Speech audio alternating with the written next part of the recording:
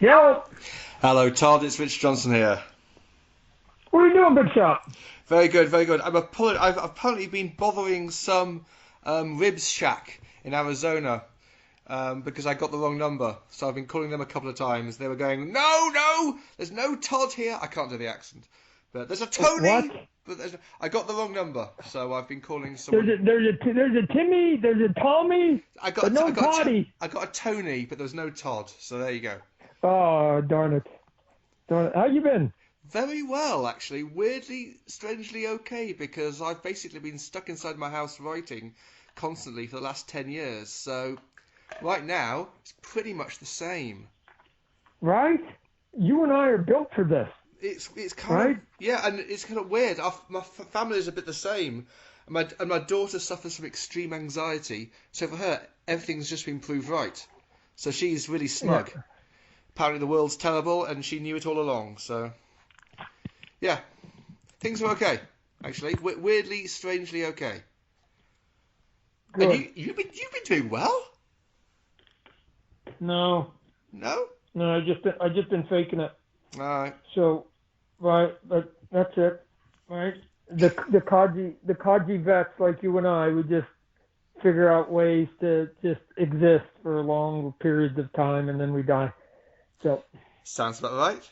so yeah, right. So, I keep telling people, you get around long enough, you understand that you're going to have high points and low points, and you try not to get too excited about either one of them.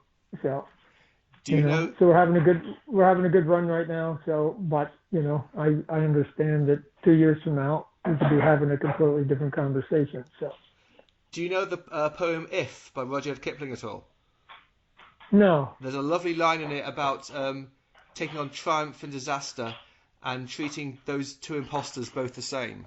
I always like that. yeah, yeah, I've had both. And I've had both, and Absolutely. I go the sweet spot somewhere in between.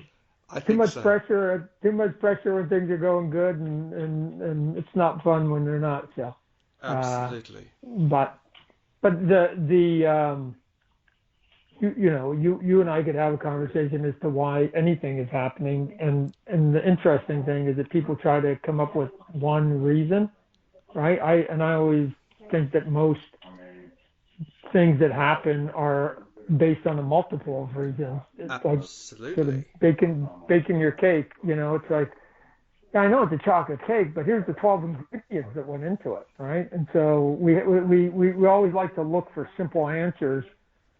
I think part of it is so that we can then replicate it. We all then go, oh, especially when things are going good. Hey, give me the one reason why it's happening so I can replicate it. Oh, romantic comedies?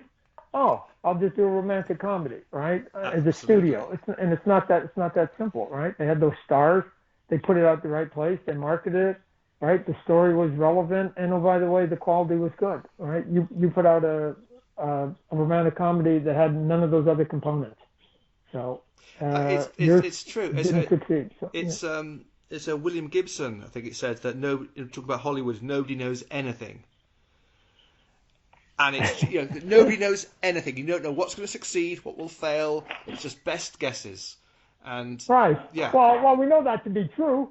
yeah. We know that to be true, even in business, because otherwise we'd all be doing the billion-dollar idea. Right? This would be easy.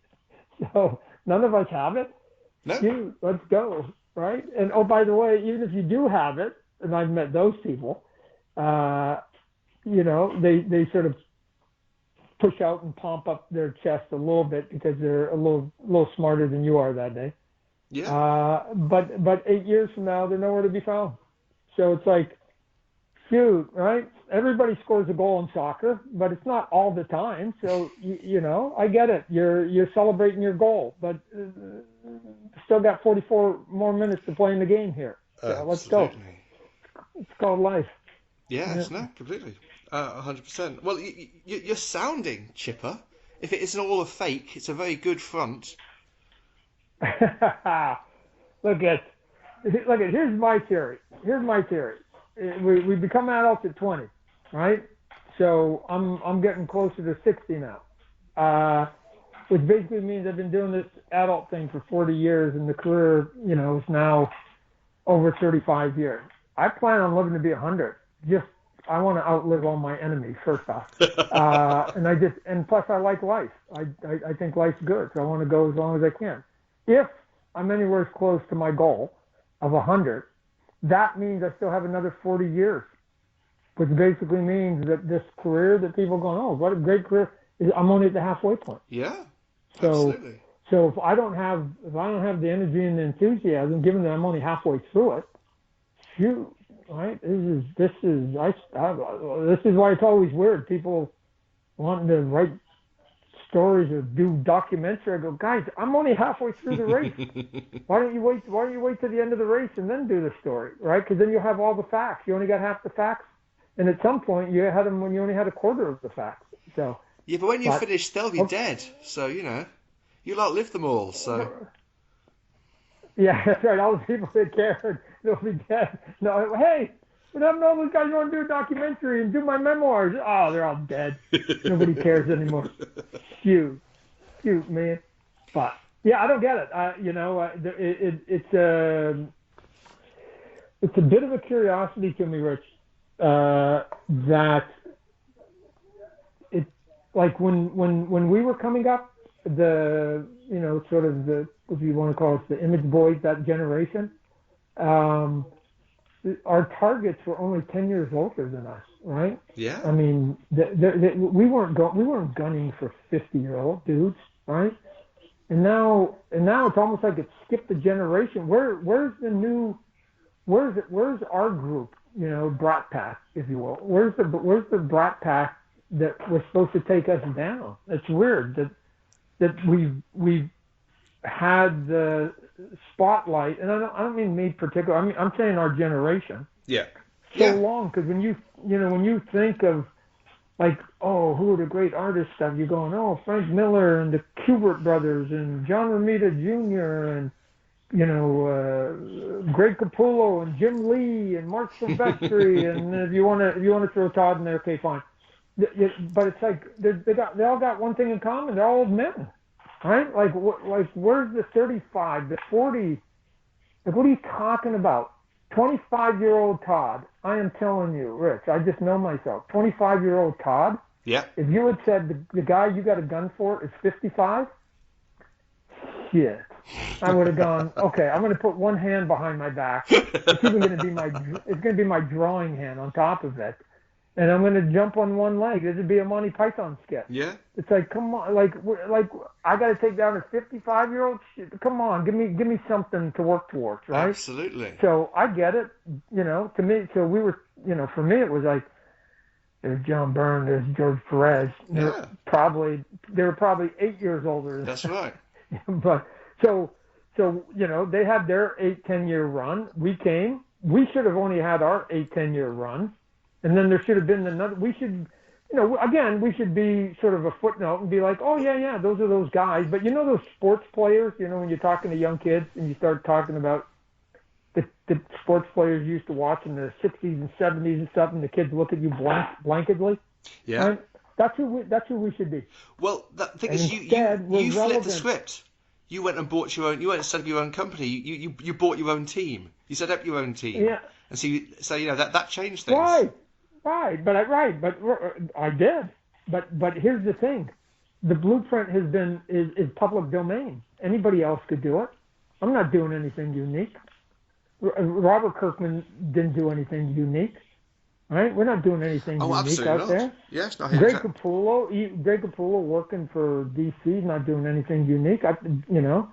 So, but he's bent over the board every day. Yeah. And he's grinding it. And, Rich, I say this with all honesty. I think that there's more talent, because I've seen it.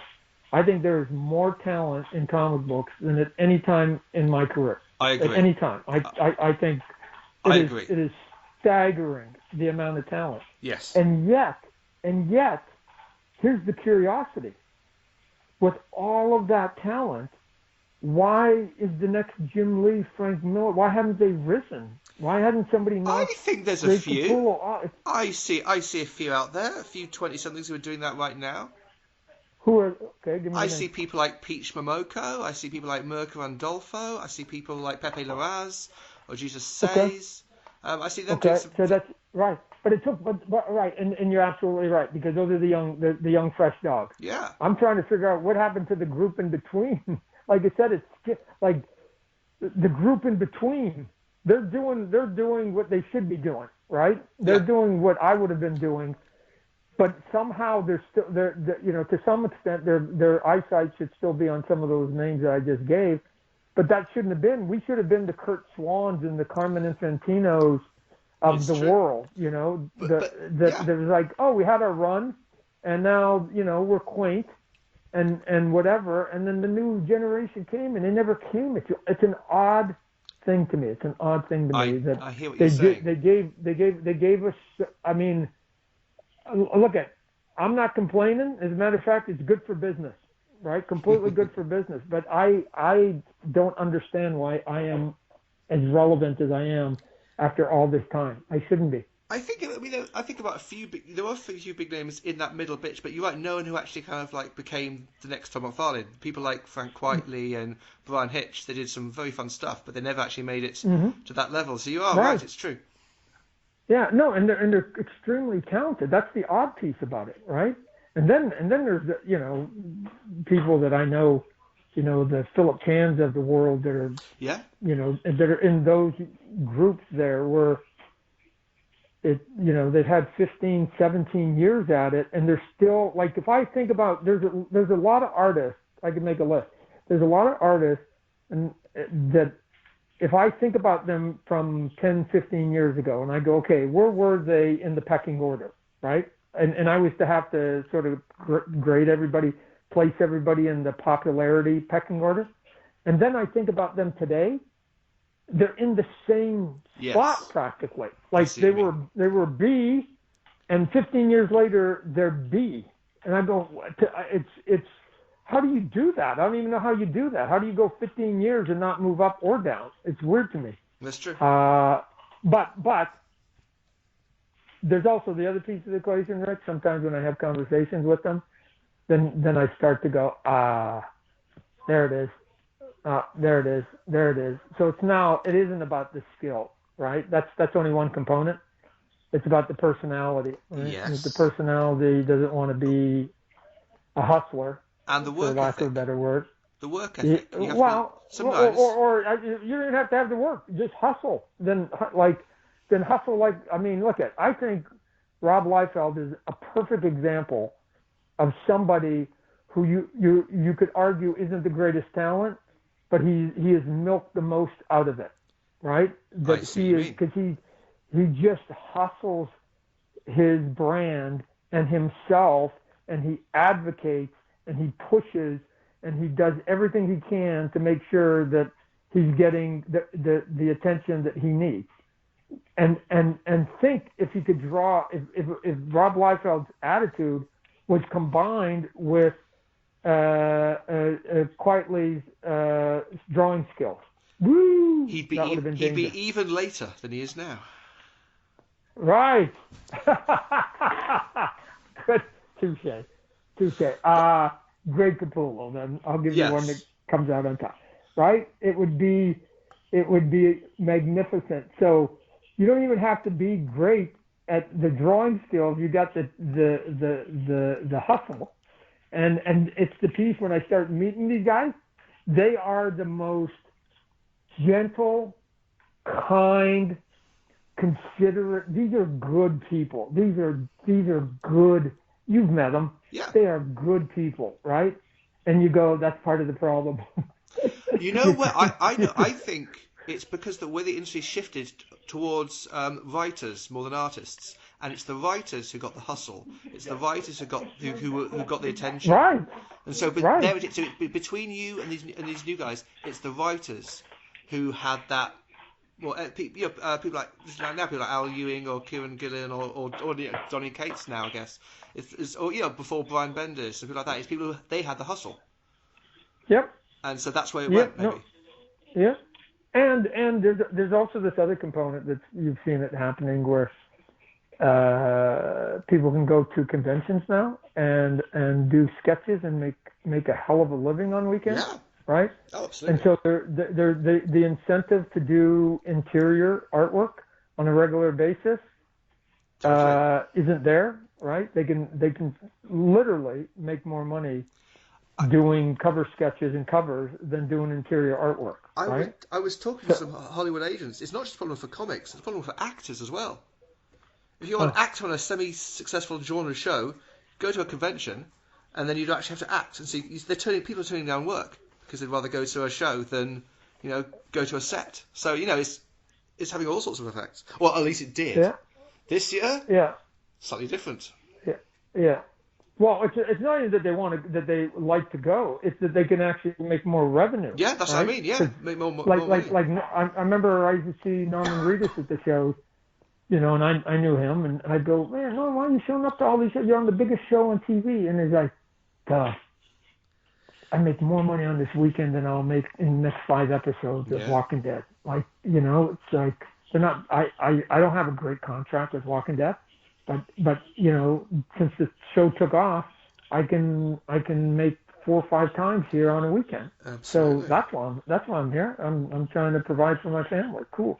So I get it. I get all of it. The difference is for the comic book artists that skip the getting on the highest ranked TV show and then going to the shows, like a guy like Norman, is that some of them are going straight into the cover and sketch Yeah. business, and so their name. This is the part. The skill is there, but they've never really exposed themselves to people who can't get to a convention. And when you factor in the number of people that can go to a convention and can't, it's the vast majority of the people that are following you will never ever meet you. That's so So true. you got to play to that. You got to play to that group. So they're going to conventions and they're doing good, and God bless them. But I go, man, they're never going to know your name. You're never going to be like the Iron Man guy or the Captain America dude, Yeah. right? Or whatever. Like that. You just go and do 10 issues. Just go do 10 issues. Come on, make your mark someplace, and then go and do what you're doing right now. You'll be able to charge more. You'll have a reputation. I mean, all the things that come there, right? Like this 1 year, plug 1 year of just hard labor, which is what monthlies are from Yeah. an artist's point of view. Just do some hard labor and then go. And you'll be able to ride it for a long time. Bernie Wright's in Swamp Thing, right? John Byrne, X-Men, right? We've got it. Frank Miller, Daredevil, right? We've got it. Todd McFarlane, Spider-Man, right? I mean, make your mark, and then you're good. That'll carry you for 20, 30 years done right. So I don't know, just convention, because I get it, because it's fun, it's easy, and it's relaxing. And here's the thing. Thank God they didn't have those opportunities when I was a kid, because I might have gone down that road too. Right? Yeah, I can see that. Yeah, temptation. It would have gotten the best of all of us. I'm no saint. I wasn't any better than anybody. It's just I didn't. That wasn't even there. That possibility wasn't even there for me in my career. It was like you stay at home and you just draw. Go. There's no such thing as cover artist. What are you talking about? Cover artist? Who was the cover artist in the 70s, 80s? Like, I mean, I guess Jusco or something, A but couple, but you're right. yeah, It a wasn't a big couple. thing. No, you did interior pages. That was the goal. That was what we all strove for. So, yeah. So now all of a sudden you do something, catch it a little bit, and all of a sudden you're back and go, man, dudes, what are you talking about? What are you talking about? So, but you know me, I'm an advocate. I'm an advocate for do your own thing, right? Yeah, no, absolutely, Do your 100%. own. Do your own thing, do your own thing, do your own thing, do your own thing, or if not, create something. Just create, Yeah, right? absolutely. So, because I remember having a conversation with Donnie, and he's like, Todd, I'm going Oh, to he do will love 50 you. issues of Venom. I'm going to do 50 issues of Venom, and I'm going to do, and then I can go, and then I can catapult down, and go into Hollywood, and I'm like, Donnie, dude, you walk in and you tell me did the most issues, you've written the most issues of Venom ever, and you got some other ideas. I walk in, I say I created Venom. and I've got some ideas. Who do you think they're paying attention to, right? You can write 200 issues, right? Tell them that you created The Walking Dead. Tell them you created something, right? And he's seen it. Yeah. I go, come on, you've done independent books. You know how it works, right? The studios can't buy Marvel or DC anymore. They have to buy the independent stuff. That's all they got left, right? Disney and Warner Brothers aren't sharing anymore. So, right? Yeah. But that's a whole nother panel, Rich, right? It is. The writers can do 5 books a month. The artist can't. The artist has to literally put his eggs in one basket and hope it works. Where the writers can straddle, It's right? true. They can go, I'm going to do Flash and Wonder Woman, and then I'm going to do Spider-Man and Avengers, and then I'll do my creator-owned book. And if it doesn't work, it's okay because I got the other. We don't have that luxury. No, completely. Right? But I would argue the upside is that then you have no choice. You have no choice but then to come to my creator-owned book because that's the only place you're going to get my artwork. Right? I keep saying I don't believe there was one single person that bought Spawn #1 in 1992 because they gave a shit about Spawn. They just wanted to follow Absolutely. the Spider-Man artist. Absolutely. I'll be one of those Done. people. Right. And then at that point it's like, oh, can we make that character relevant? Now here we are 300 issues later. Okay, cool. But at the beginning, it was just, make them follow you. And I keep saying, if everybody's got limited amount of money in their pocket, Yeah. and you're doing 5 books, and one of them is a creator-owned book, and I've only got $8 in my pocket, I'm probably going to buy the known quantity. Oh, you're doing Batman? I know that book. Oh, you're doing Spider-Man? I know that book. Oh, you're doing Avenger? I know that book. I'm out of money. And then it's like, oh, you're doing Thor, and you're doing that creator-owned book, right? Yeah. Shoot. But if you do creator-owned all the time, then they have no choice but to spend all their money on your creation. This is why. Remember they started that company Bravura, whatever the hell it was called, years and years and years ago, right? Which one? It was the one. It was called. I think I'm mispronouncing it. Bravura or something. Bravura. Yeah. Oh, yes, I remember. Yes. The Malibu It was going to thing. be It was going to be the writer version of Image. Yeah. Right? And it failed.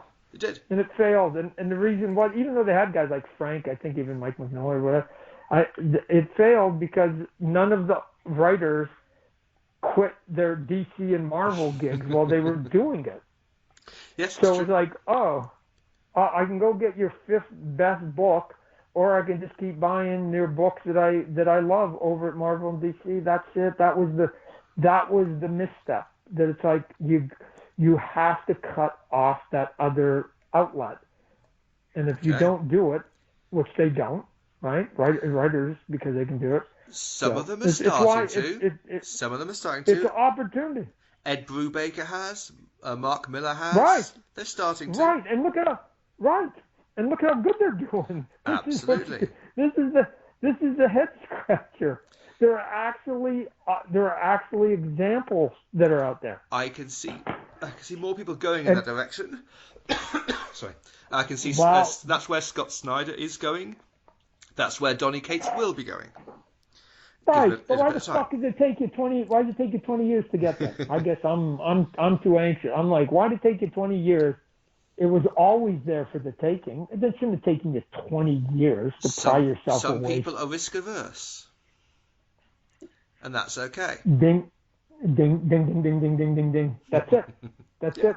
That's it. That's my lesson I've learned in life. Personality. But I tell you this, it's part of the American experience is to take risks. The people who didn't take risks are the people who stayed back here in Europe. We stayed here, thank you very much. You can go off to America. You can go wild. You can go off to some frontier, all that kind of stuff, or you can stay here. So I'm of the genetic stock of people who didn't go, people who stuck where they were. So I'm very aware of this. But Americans, you've got no excuse. Your genetic stock is people who either went on a new adventure, or of course, in some cases, forced to go on one. But either way, there's definitely there's something genetic that should be going on there.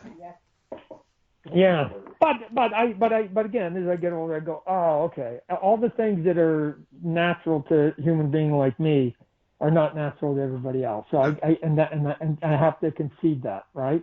Where before I sat there, I go, oh, you're not a disruptor. You're not a fighter. You're a polite person, right? I get it. I've got children that fall into that category, right? Yeah. So, they're going to be kind, gentle people, and they're not going to be a freak like their dad. So, Well, oh, okay, that's I'm good. quite. That serves people well. That has Yeah. served people well. But it doesn't move the marker. And No. so what it does is then it lets old men still be relevant. God bless you, Well, right? it seems to be like you're suddenly more relevant than you have been for a very long time. Suddenly everything seems to be coming up roses for you right now. Certainly in terms of the comic side, at least. I mean, it's quite.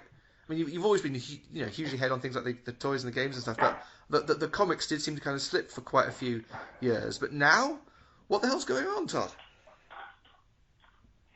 I think like I told you at the beginning. I think it's a combo. We're coming off the heels of issue 300, 301, in which I was able to get people to pay attention again. Um, I've been teasing them about expanding my publishing end of it. Okay, that's fine. Trying to give them some quality. Okay, fine. All the easy check marks.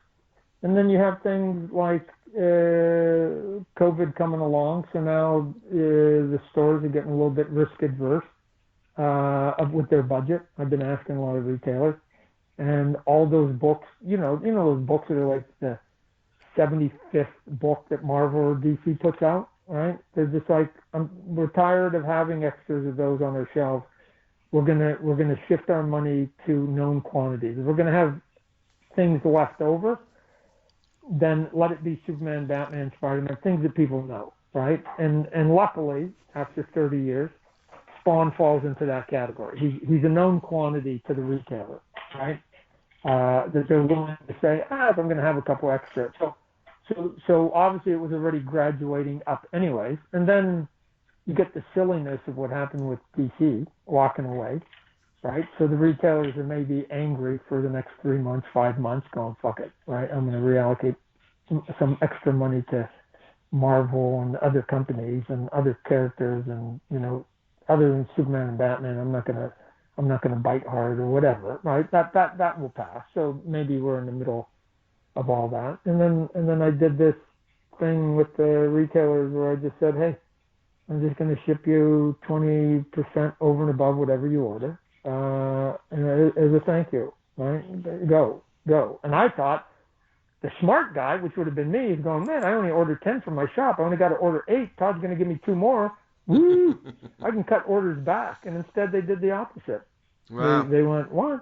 You're gonna give me free stuff? Oh, I can either A, give that away for free, make a happy customer, B, sell it at cover price, make a few extra dollars, or D, I can because it's a different cover, I can price gouge a little bit, and I can go up. It's my store. I know what I can get away with. Yeah. I know what I need to do. I don't care. I don't have any expectation. And I said when I first started it, they said, no, so what? So I give a store 4 books and they sell them for $40. Okay, so I make $160. I'm not going to change the life of that store. I'm doing it for 6 months. Okay, $150 times 6. Oh, that's not bad. Now all of a sudden they're up to $800-900. Okay, still not going to change it. Yeah. But can I embarrass 8 other people to basically do the same thing? And then all of a sudden, that store is then getting an extra 5, 6, 7, $800 just from me. They're getting it times 8, 9, and all of a sudden it's an extra 4 or 5 grand. Maybe that does make a difference for some of the smaller guys. I don't know. Maybe. So okay. I mean, And they've been good to me for a lot of years. Right? I mean, so I gave them first time with okay, at least I can do after 20 years of putting money in my pocket. Makes a lot of sense. Does it? How much think help that you're now pretty much one of the only comics that's still selling for $3 on the shelf? That recipe that I said there's 12 ingredients? That's one of them. But it's one of them on a couple levels, Rich. Number one, I think that, because again, every decision I pretty much made, I predict 15, 16-year-old Todd didn't have money. Right. I think that if you have two books and they're both known quantities, and you look at them, you look at the cover, and you look at the inside, and you say, hey, you know what? I think they're both a 7 out of 10. But one of them's $1 cheaper. It may be the tiebreaker. It may be the reason why you went and grabbed it. So I know that the retailers are so this is maybe $3.99 and $2.99.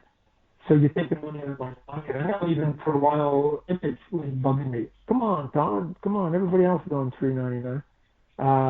And I go, okay. But what nobody was saying to me was, it's still an extra $1 to the consumer. So I'm like, and oh, by the way, I live comfortably. So it's not going to change my lifestyle. I'm not going to change my life. So why? Other than I can do it, other than it's doable, why would I do it?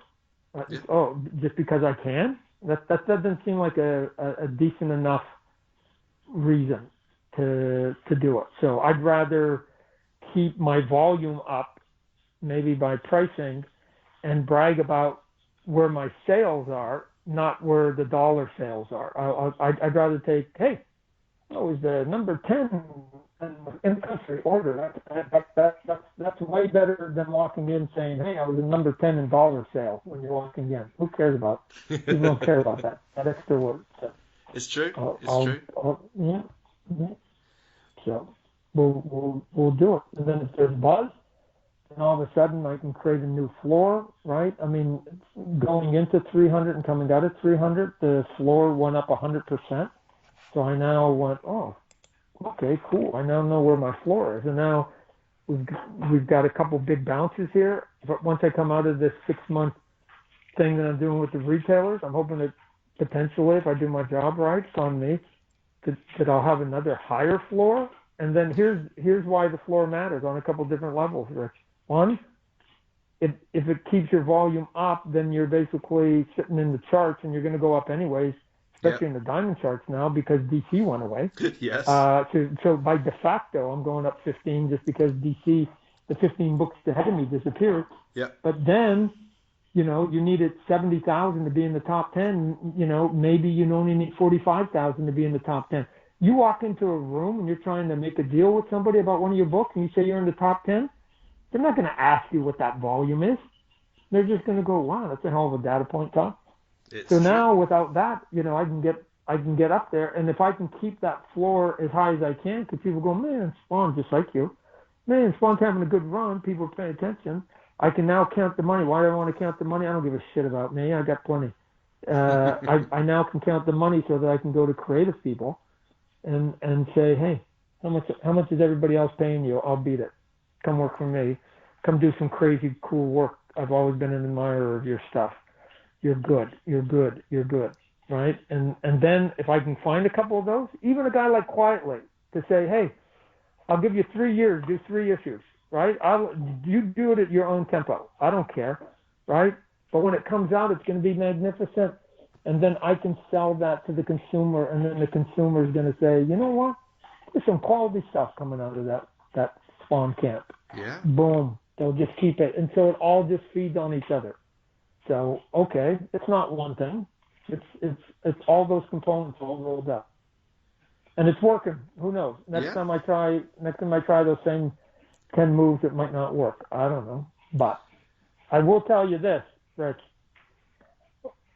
2021 can be the year of Spawn.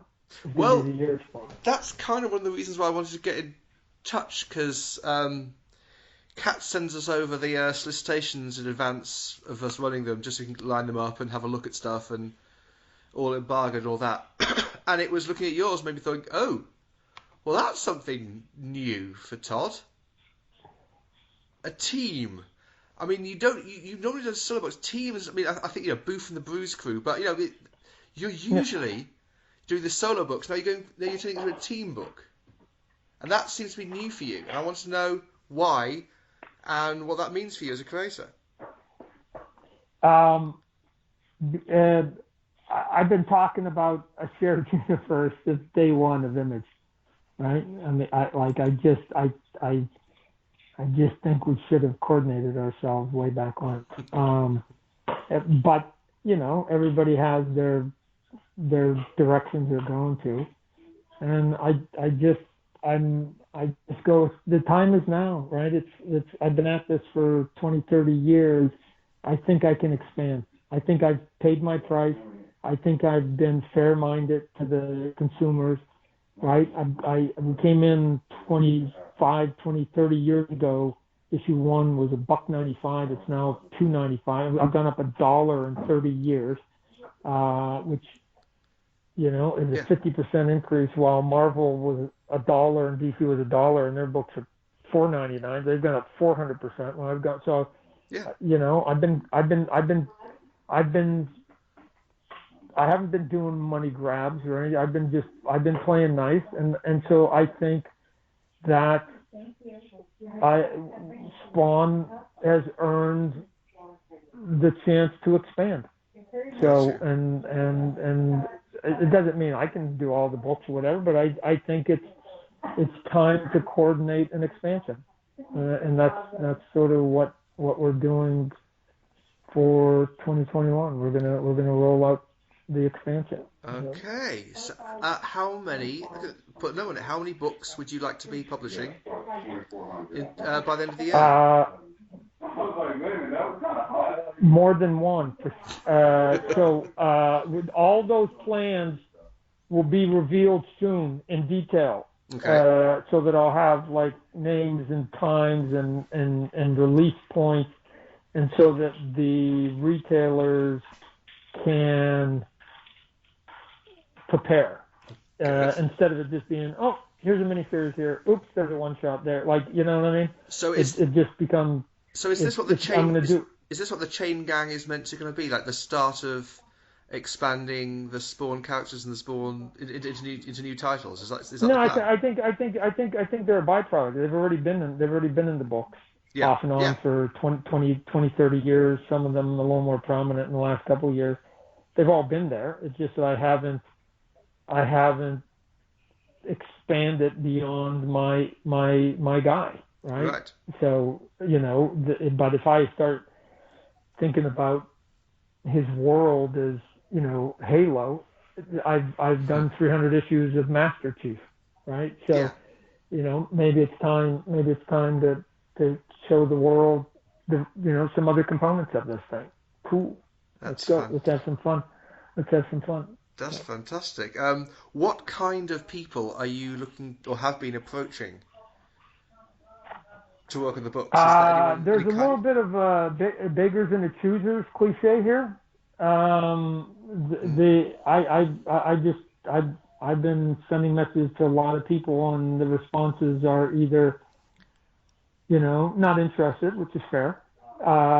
Interested, but I've got work. Phone me back in 2 to 4 months. Interested, but I just signed a 3-year Marvel exclusive or DC exclusive. Phone me in 3 years. And then the one that it comes up every now and then.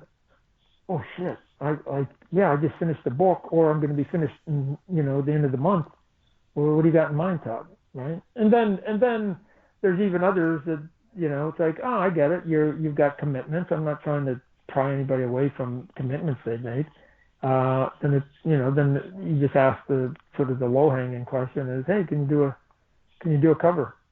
Can you do a cover here or there and try and put some interesting sassy stuff and some of the better ones, and it's like, can you do 4 covers so I can make it event so that the retailers know you're going to be doing a cover for 4 months, right? Instead of just here's 1 month. I think it matters. I think have given, especially at this point, given retailers as much advanced knowledge of what they're about to buy into, and that it's going to be steady. It was one of the reasons why, Rich, with this, over shipping that I'm doing to them for free. Yeah. I just go, I don't want to do it for a month. I don't want to do it for a month. I want to do it for 6 months, so they know that they can see whether that program wins and whether it works for them. And who knows? At the end of the 6 months, I may extend it another 6 months. We'll see, right? Right. I'll assess all of that. But at worst, at the end of those 6 months, they're going to have a lot of knowledge of what the next step is in the evolution of Spawn and his world, because they're going to go, oh my God, Todd did that, and he did that, and then he did this, and now look what's coming. Boom, boom, boom, boom, boom, and it'll be in an organized fashion, so they can begin to plan. And when you're allocating your dollars, hey, don't forget me in this corner over here. Yeah. Do you see any danger of cannibalizing yourself? As in, if there's an audience for Spawn and you give them 2 books, you halve the audience. Do you see any danger about actually? No. Okay. Because that has happened to some people in the past. No, it's a fair question. And it's one of the reasons why I've been hesitant for nearly 30 years to do it. But when I look at the landscape and I see that there are multiple Spider-Mans and multiple Supermans and multiple Batmans, I don't want to do 8 different Spawn books, right? I'm not talking about that, right? But can he go from 1 to 2? Probably, right? I mean, okay. I mean, when I got my Spider-Man book, remember the one that set all those records way back when? I do. Right? That was the 4th one, if you remember, right? There was Amazing, Peter Parker, and Webb at that point. And Marvel Tales, so if you count that. Yeah, so it was yeah. So it was the 4th. Yeah, that's right. You could get 5 books. Yeah. So sort of using a little bit of that criteria, one of the things that drove them to put a 4th book out was that they wanted to have Spider-Man readily available every week you walked into the store. Yes. And so that's sort of a little bit where my head's at. That hey, I've been making Spawn a monthly thing. Is there any way that I can get to a point where, with proper planning and with the right creator quality, can I get to a point that would be every week you walk in, there's some new Spawn-esque, Spawn-verse thing. Right. Is it possible? I don't know. Well, I don't know. I'll take it one step at a time. I'll go from 1 week to 2 weeks, and if that works, we'll go to 3. I mean, we'll do it. But if there is a goal, the goal would be, there's never a week where there isn't something new. There's something new coming. Now, can it cannibalize? Sure it can, just like anything else. But all those other big characters have been able to figure it out and have way more titles than I'm even thinking of right now. So we'll see. We're going to experiment. I mean, you have had several titles once before in the past. What will be different now? I mean, as when you had Summon Twitch and Hellspawn and other books running medieval at the same time, what would be different now, do you think?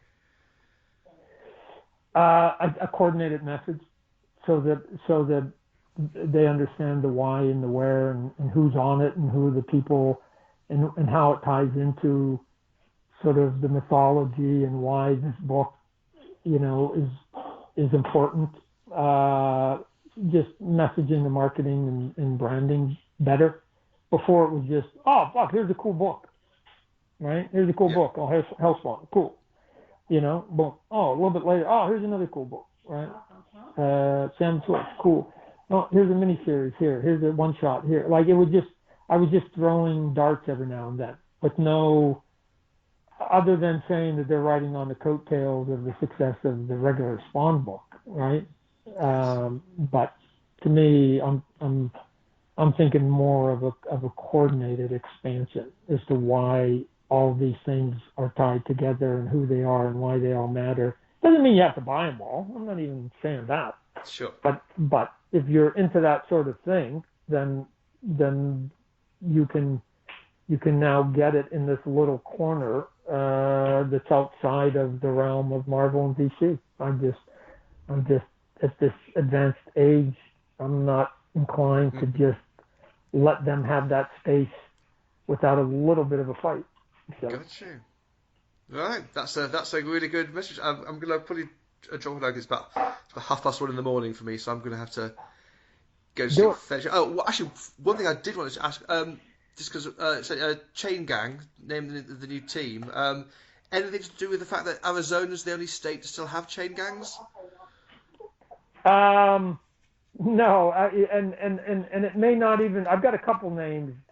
It may not even be the name that ends up sticking. I've got a couple that I've been toying with, Okay. so I'll probably test a couple of them. It would just sometimes when you're writing solicitation, I go right. You got to come up with something, and it was the first thing off the top of my head. In hindsight, it's not bad. It's not It's bad at it's all. it's it's not bad. So I thought it was a it specific may Arizona stick. reference as well as the whole chain thing, but Uh, no, it could make some cool imagery, but I've got some others because again, I part of expanding is I don't want all the characters to look the same and just be knockoffs of Spawn. I don't think that'd be interesting.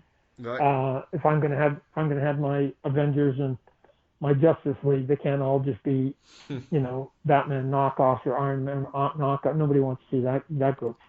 So they might not all have chains. So that's part of this question. I'm going, well, they won't all have chains. So does that title even make any sense? I don't know. So I could argue both sides of it, but anyways, that's a working title at best right now. Gosh, I hear what you're saying. Todd, thank you so much for speaking to me. It's been an absolute pleasure. I wish I could keep this going for a lot longer, but I've fatherly duties that have to be done in the morning. I really Do appreciate it. you spending this time talking with me. I know it's a really really enjoyed it. Thank you so much, and I'm going to put a lovely little Well, thing together. you did me a favor because I'm in the midst of signing, as we've been speaking, those Kickstarter plates for that Kickstarter, and I'm Yes. going.